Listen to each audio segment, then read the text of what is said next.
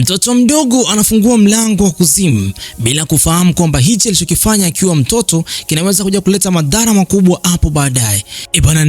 Basi mimi ni Pablo, twende sambamba katika episode hii ya kwanza inayoitwa Korean Odyssey. Picha linaanza wanafunzi wakiwa wanaelekea katika eneo la shule. Basi katika shule hii kuna mwanafunzi mmoja ambaye jina lake halisi kabisa anaitwa Jeon Seon Min. Sasa katika siku ya leo alikuwa ameingia katika ile eneo la shule. Wanafunzi wenzake walikuwa wanamsema sana. Haikuwa rahisi hata kidogo, lakini ni kwamba binti huyu mara nyingi zaidi huaga anaona vitu ambavyo si vya kawaida.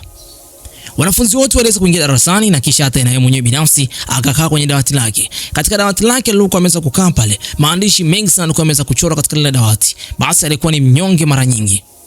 Kisha nyakati hizo anaweza kuingia mwalimu mmoja ambaye mwalimu huyo alisema kwamba wanafunzi wote wasimame juu na kisha hawaweze kumsalimia. Basi Jeon Seon alianza pale kuweza kumsalimia mwalimu yule. Lakini yule hakuwa mwalimu, yule ni kiumbe ambaye yeye mwenyewe binafsi alifika pale kwa ajili ya kwenda kugundua kwamba je, kuna watoto wenye uwezo wa kuona vitu ambavyo si vya kawaida, yani kuona wachawi pamoja na majini.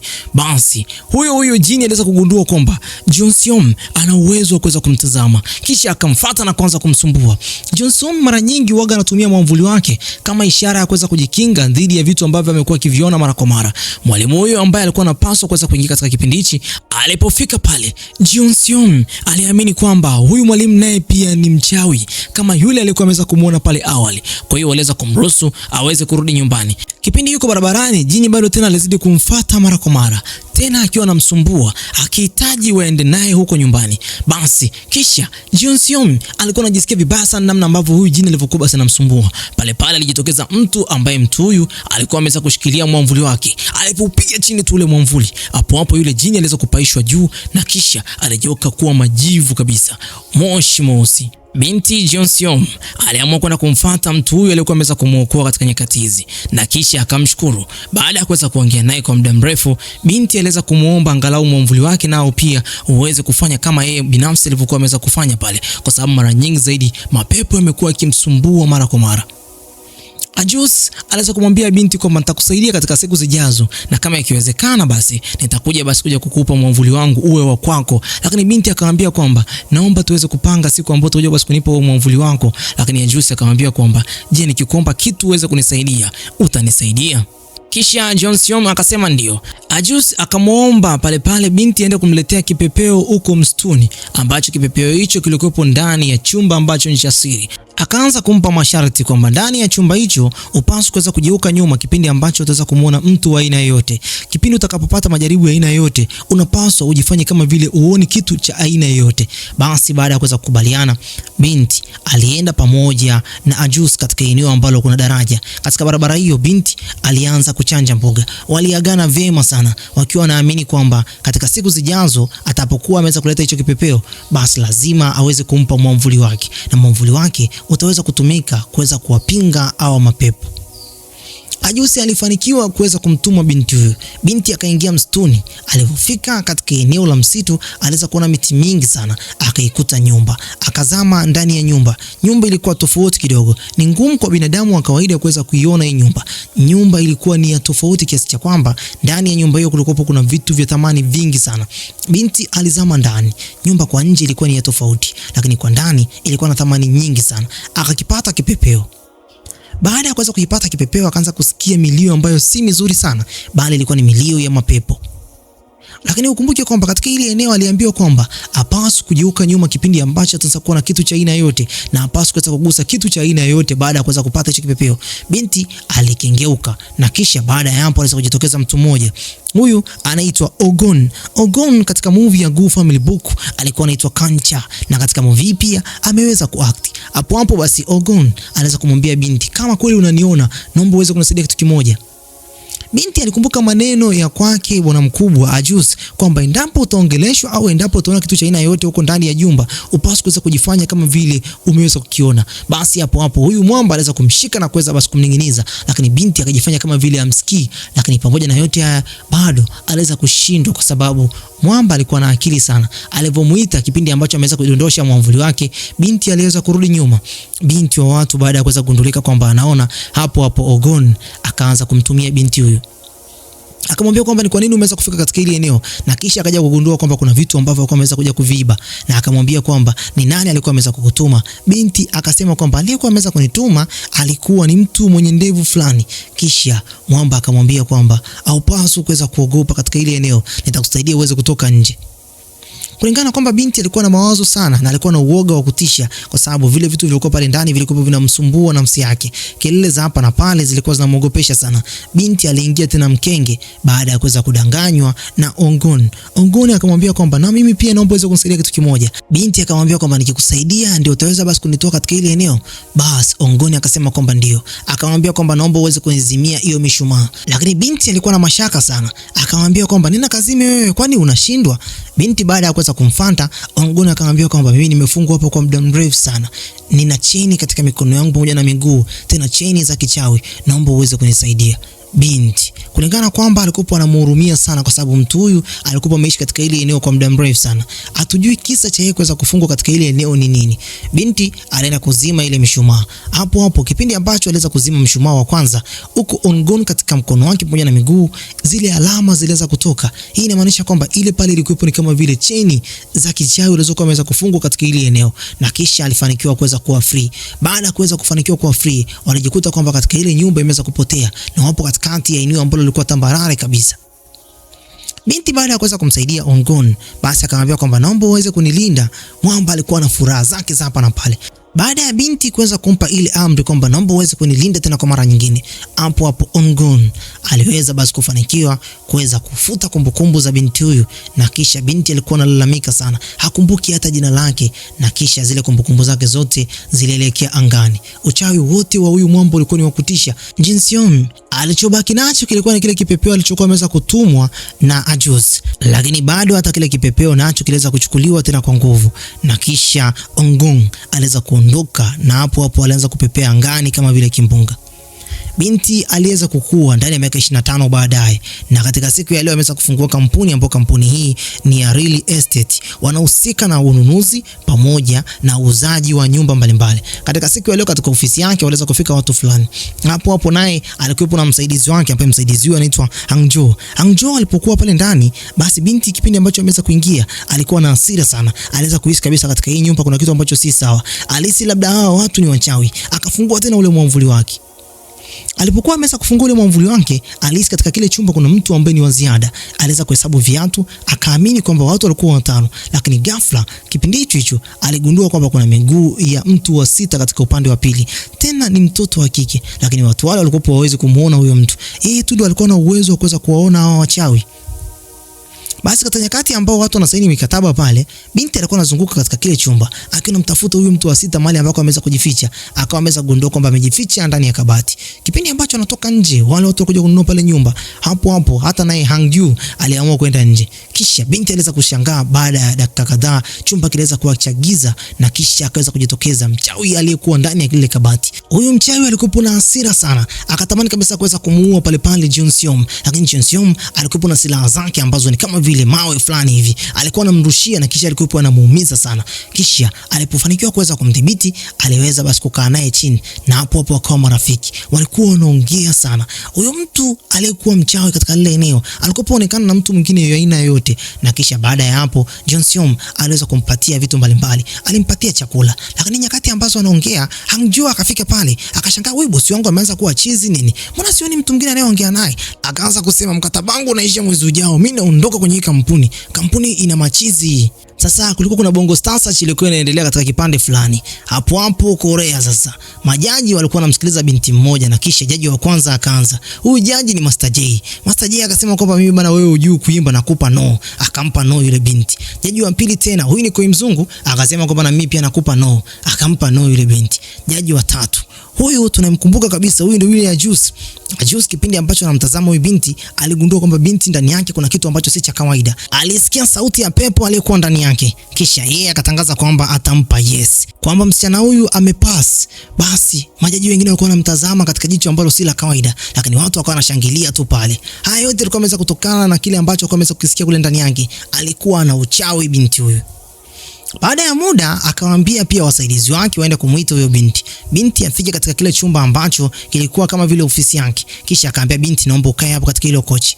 Nyakati hizo ambazo kwa amezoka katika ile kochi, basi kiongozi huyu Ajus akamwambia pepo toka ndani ya huyo mtu. Hapo hapo yule pepo aliweza kutoka na kisha akamwambia naomba upotee katika ufalme huu, uweze kwenda mbali katika eneo hili. Sasa katika familia moja kulikuwa kuna mtoto wao mmoja alikuwa na changamoto, yani anapandisha mapepo kila mara. Yani usiku wa manane yeye anapanda juu ya dari, yani halali katika kitanda hata kidogo. Siku hiyo leo waliweza kumuita padri aweze kufika katika ile eneo aende kumtoa mtoto wao mapepo. Sasa aliyeshuka katika gari alikuwa si mwingine, alikuwa ni Ongong. Je, Ongong ni kweli padri au la? Alipofika katika ile nyumba alifanikiwa kuweza kuona namna ambavyo vitu vilikuwa basi vinatupwa kutoka katika chumba cha mtoto huyo. Mtoto alikuwa anarusha vitu vingi sana. Kisha padri huyu aliweza kuzama ndani. Ongong alipozama ndani ya chumba hichi alimkuta mtoto akiwa amefungwa pale, na kisha akaweza kumwamuru huyo shetani alikuwa ndani ya mtoto huyo aweze kujitokeza. Shetani huyu alikuwa ndani ya mtoto huyu alianza kuonyesha vitu ambavyo si vya kawaida. Meno yalikuwa katika hali ambayo si ya kawaida, naye pia akaanza kumhoji maswali mengi sana. Anamwambia kwamba nani alikwambia wewe kuingia ndani ya mtoto huyu? Lakini bado yule pepo akamwambia kwamba wewe mwenyewe ni mshenzi tu, wewe mwenyewe ni muuni, wewe sio binadamu wa kawaida, wewe sio padri, wewe pia ni shetani vile vile. Ongong kipindi ambacho anatafuta mahali ambako huyu pepo alipoanzia, yani kuna vitu ambavyo vinasababisha pepo aweze kuingia ndani ya chumba chako. Je, endapo kama unanunua vitu ambavyo ni vya asili mara kwa mara, katika siku ya leo aliweza kugundua kwamba ndani ya chumba hichi itakuwa kuna sehemu ambayo huyu pepo alipoanzia. Mwamba akaanza kuvunja vitu katika kile chumba. Lakini kibaya zaidi ni kwamba hakuwa ameweza kufanikiwa kuweza kuvunja moja kati ya toy. Ili toy ni kama vile sanamu fulani, ambalo ile sanamu ndio likopo limekuwa ni chanzo cha huyu pepo kuweza kumwingia huyu mtoto. Mtoto huyu aliweza kununuliwa hilo toy pamoja na mama yake. Na mama yake aliponunua basi akaweka katika chumba cha mtoto huyu. Na katika siku ya leo bwana mkubwa Ongong anaweza pia kuweza kugundua lile jambo. Shetani anamwambia kwamba usiweze basi kunizuru, subiri nikwambie kitu ambacho cha muhimu sana. Akamwambia kwamba kuna mwanamke mmoja anaitwa Samjang. Samjang huyo binti katika bega lake nimeshaweza kumng'ata, na katika bega hilo nimeweza pia kuweza kuionja damu yake. Damu yake endapo utainywa utapata nguvu sana. Akawa anajaribu kuweza kumdanganya, lakini pale pale akamwambia kwamba nimekupa ishara ambayo ni ya kipekee sana. Kumbe huku nyuma kipindi ambacho jaribu kuweza kuongea naye, yule sanamu akaanza basi kuandaa silaha zake. Akachukua bikari moja ambayo ilikuwa katika lile eneo, na kisha kipindi ambacho bwana mkubwa anataka kuweza kugeuka nyuma, aliweza kushangaa kuweza kumuona yule sanamu alipokuwa anataka kuweza kumrukia, na yeye pia akamwahi hapo hapo akaweza kumpiga na kumdhibiti, na kisha huyo pepo aliweza kutoka katika mwili wa yule mtoto. Familia yake ilikuwa inamshukuru sana. Nyakati hizo kumbe huku nje kuna padri mwingine tena kwa ameweza kufika pale. Akamuuliza, "Wewe ni padri wa shirika gani?" Bwana mkubwa, yani Ongong, alipokuwa anaulizwa akasema kwamba mimi ni padri wa kigango parokia. Hawezi kujielezea vizuri. Anajingatangata sana. Anasema mara ukonga, mara anasema akaamua kuachana naye. Lakini nyakati hizo huyu padri alikuwa ameweza kugundua kwamba inawezekana kwamba huyu mtu sio mtu wa shirika la aina yote. Inawezekana pia hata naye mwenyewe binafsi afahamiki. Ongong alienda kwa rafiki yake mmoja ambaye rafiki yake huyu huwa naye pia ana nguvu ambazo si za kawaida. Aliweza pia kuweza kugandisha maji mbele yake mwenyewe. Yaani alikuwa anauza ice cream kwa watoto pamoja na watu wazima huko mtaani. Kwa hiyo waga mara nyingi hapo hatumiagi fridge. Anatumia uwezo wake wa kuweza kugandisha maji na kuweza kuwauzia watu ice cream. Huku mtaani sasa tunaonyeshwa Ajusi alikuwa anarudi katika nyumba yake, lakini katika nyumba hiyo anapewa taarifa kwamba kuna mtu tayari ameshaweza kuingia, na katika chumba chake kuna maua ambayo anapaswa aweze kuyapeleka. Hayo maua ni ya mtu aliyeko ndani ya chumba chake, na rafiki yake wa kipekee sana. Huyu hakuwa mwingine, alikuwa ni Ongong. Tunaambiwa kwamba Ongong kwa miaka ya nyuma alikuwa ameweza kufungwa, na kifungo chake kilikuwa ni kifungo cha haki. Lakini sasa yeye aliweza pia kufanikiwa kuweza kumdanganya binti Jinseon, na mwisho wa siku mpaka kwa hivi sasa yupo mtaani.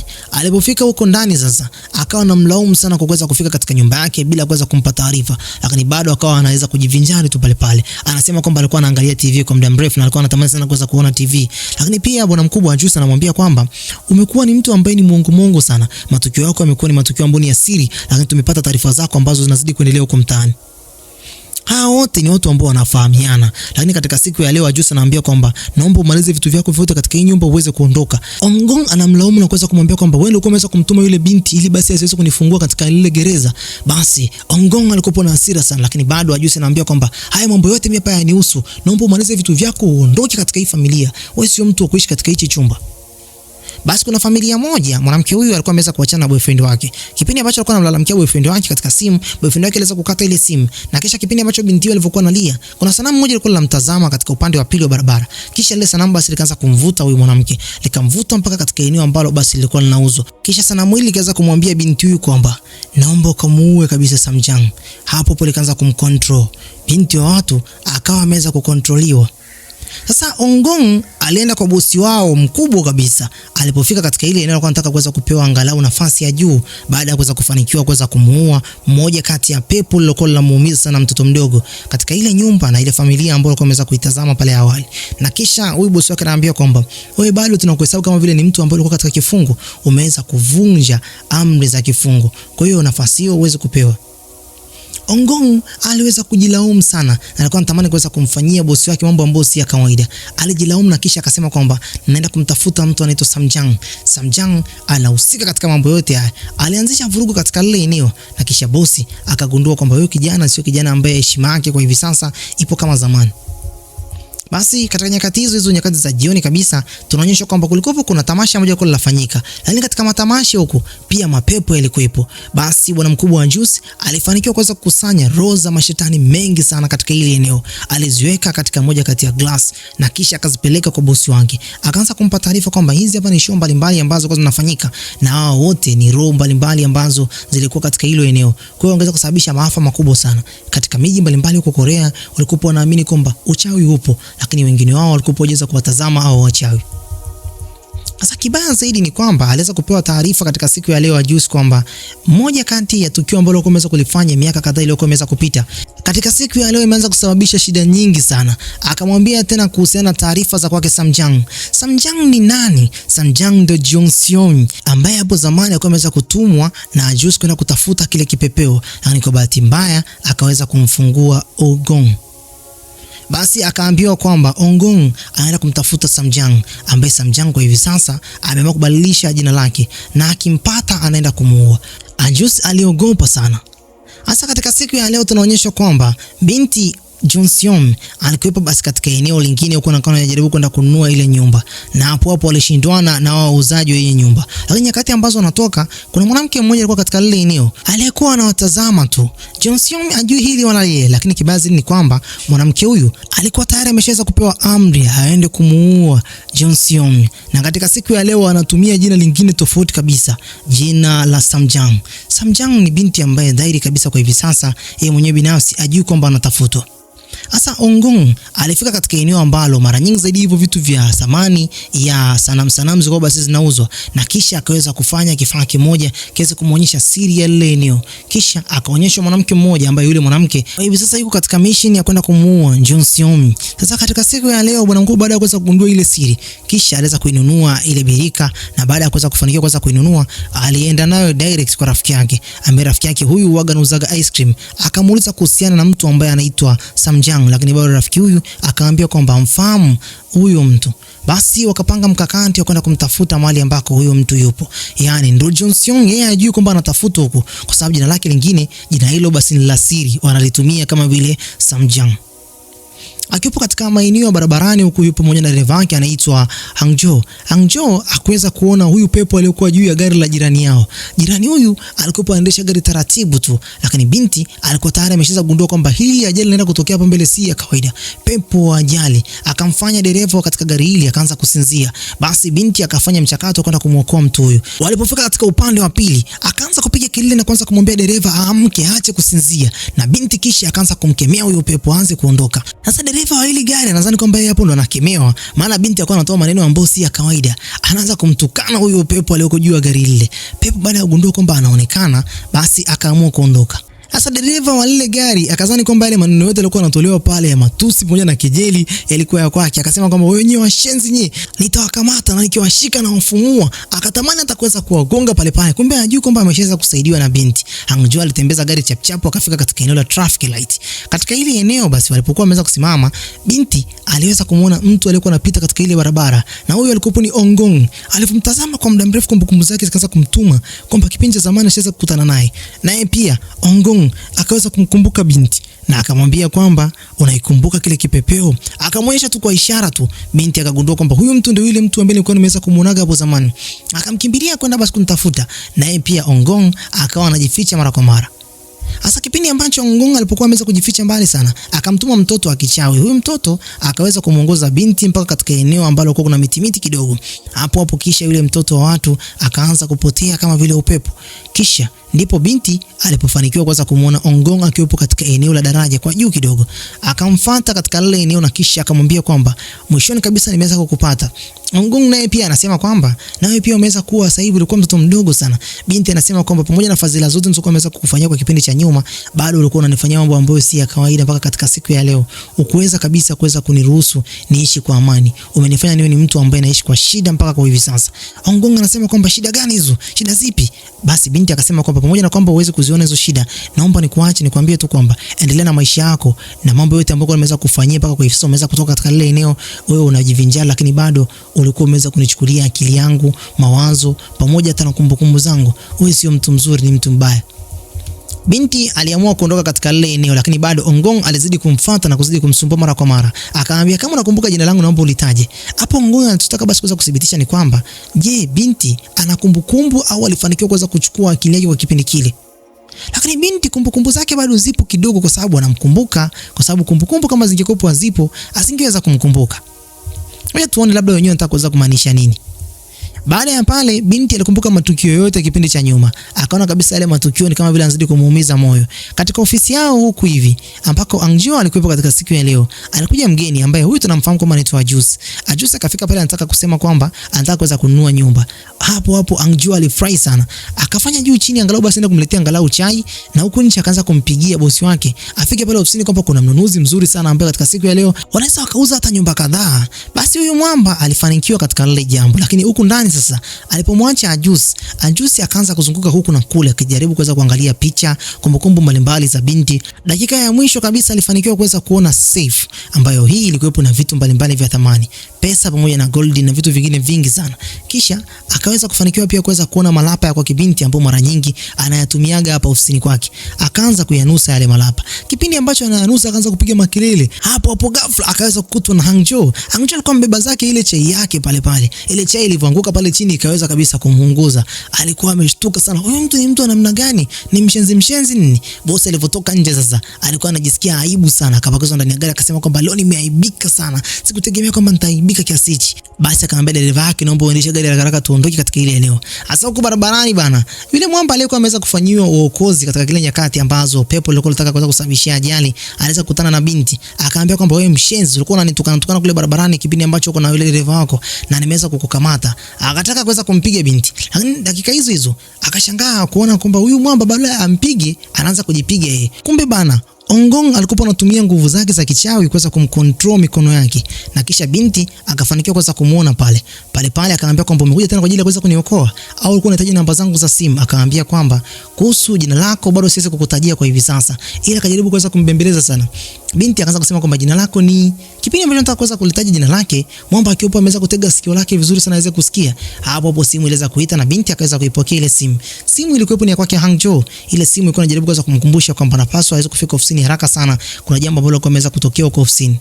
Basi binti aliamua kutafuta njia yake na kisha akaamua kusepa katika lile eneo. Huko baa sasa Ongong aliamua kwenda zake kunywa zake pombe, na katika siku ya leo alikuwa anatamani sana aweze kujinywesha kwa sababu alikuwa anajisikia kama vile alikuwa ameweza kumtendea mtu jambo ambalo si jema. Maana binti alimwambia kwamba uliweza kunitumia mimi ili uweze kufanikisha mambo yako, na katika siku ya leo tena nimeweza kukuona. Mambo alikuwa anajisikia vibaya sana. Kwa nini ameweza kufanya lile jambo? Maisha yake atakuwaje? Labda huyu binti anajisikia vibaya sana. Lakini ukiwa ukijua kwamba endapo unakuwa katika kifungo, basi au paswi mara nyingi zaidi uweze kunywa pombe. Na katika siku hii ya leo mwamba alitamani kunywa pombe. Kifungo hichi kilikuwa kama vile kinataka kuweza kumbana kiasi cha kwamba anaweza kupata madhara makubwa sana.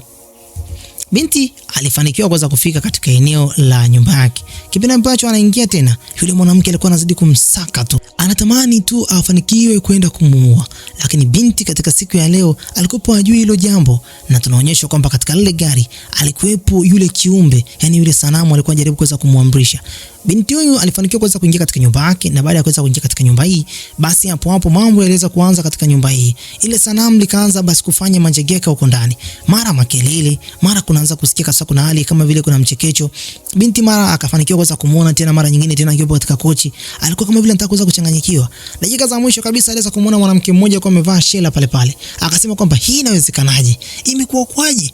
Binti alikuwa ameweza kuchanganyikiwa kabisa. Hali ya nyumba ikaanza kubadilika, taa zikaanza kuzima.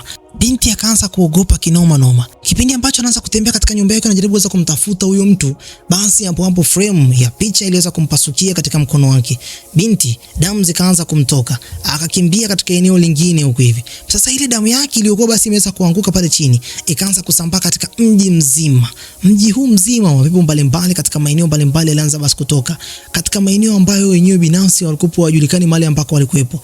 Mji mzima baada ya kuweza kusikia ile damu ya binti huyo, hapo walianza basi kwenda kuitafuta mahali ambako imeweza kutokea.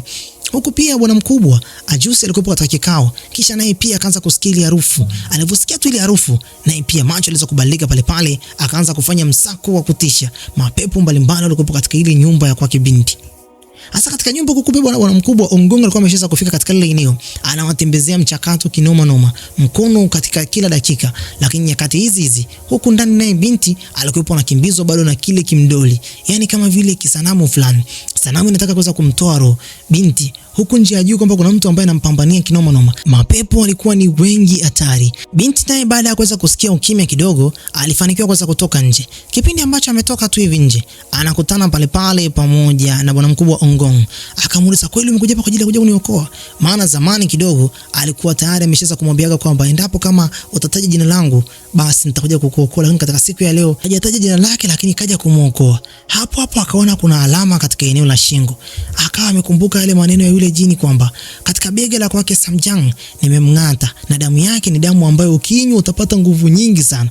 Kwa hiyo katika siku ya leo ameweza kukumbuka yale maneno, na kisha akawa ameweza kumwambia binti kwamba nimekuja katika ile eneo kwa ajili ya kuja basi kukula nyama. Huku nje bwana mkubwa Ajuz alikuwa tayari naye pia ameshaweza kufika. Alipopiga tu mwamvuli wake pale chini, pepo wote katika hili nyumba waliweza kupotea angani na walikimbia wakiwa wameweza kuteketea. Basi naye pia alipanda na hasira sana baada ya kuweza kuwakuta pepo wachache katika lile eneo, akiamini kwamba kuna jambo ambalo si la kawaida huko ndani. Bwana, mimi nafikiri kwamba sitakuwa na lazima kwa muda huu. Dondosha comment yako chini uniambie, je, unafikiri kwamba bwana mkubwa yani Ongong atamla binti nyama au itakuwa kwaje? Damu yake atainywa au la? Basi vipi kuhusiana pia na Ajuz, atapigana na Ongong au itakuwaje? Bye bye for now.